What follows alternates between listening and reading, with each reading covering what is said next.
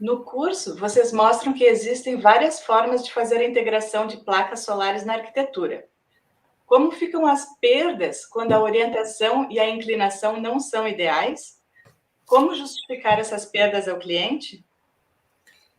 Essa é uma pergunta que eu escuto muito, porque a regra geral ela é um pouco limitante, né? A regra geral da energia solar diz que a gente tem que instalar os módulos orientado ao norte, com a inclinação igual à latitude local.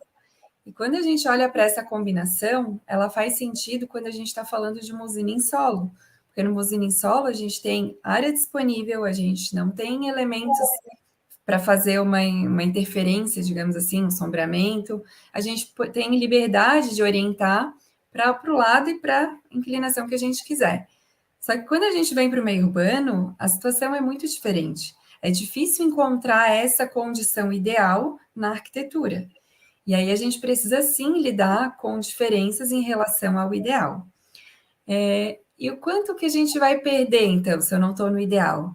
Muitas vezes, essas perdas por uma orientação um pouco diferente da norte, ou uma inclinação um pouco diferente da latitude, é de menos de 5%. E eu gosto muito de falar do ábaco solar, que é uma ferramenta visual que o projetista consegue olhar para o ábaco solar e ver todas as combinações que ele tem e qual é a liberdade de posições que ele tem dentro de um contexto aí de todas as orientações e inclinações possíveis, para ficar dentro de um limite aceitável de perdas, por exemplo, 10%, 5%, e a partir daí conseguir definir o seu projeto.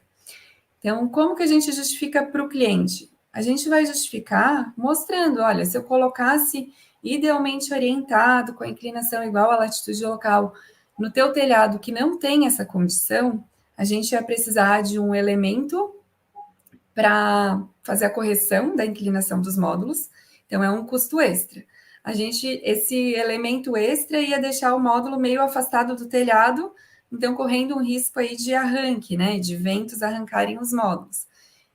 Então, além do custo extra, a gente teria um perigo de arranque e a estética ficaria muito comprometida. Então, quando a gente mostra o que significa perder 2% em nome de uma estética muito melhor, o cliente não tem dúvidas. Então, acredito que é por aí. E é aí que faz também a possibilidade de instalar painéis na fachada, por exemplo, né? Não só na cobertura, na inclinação ideal, mas em outros elementos da fachada ou da edificação. Exatamente. Na fachada, muita gente fala, na fachada perde muito. Mas aí depende com o que a gente está comparando. Se a gente estiver comparando fachada com cobertura, realmente perde muito. Só que se a gente estiver comparando uma fachada fotovoltaica com um vidro que não faria nenhuma geração, por exemplo, ou um ACM, ou um revestimento qualquer, a gente teria uma condição zero geração versus um sistema fotovoltaico que estaria gerando. Esse elemento, o custo, né, o investimento para esses dois seria muito parecido, sendo que com a energia solar a gente teria um payback, coisa que com um elemento passivo a gente não teria.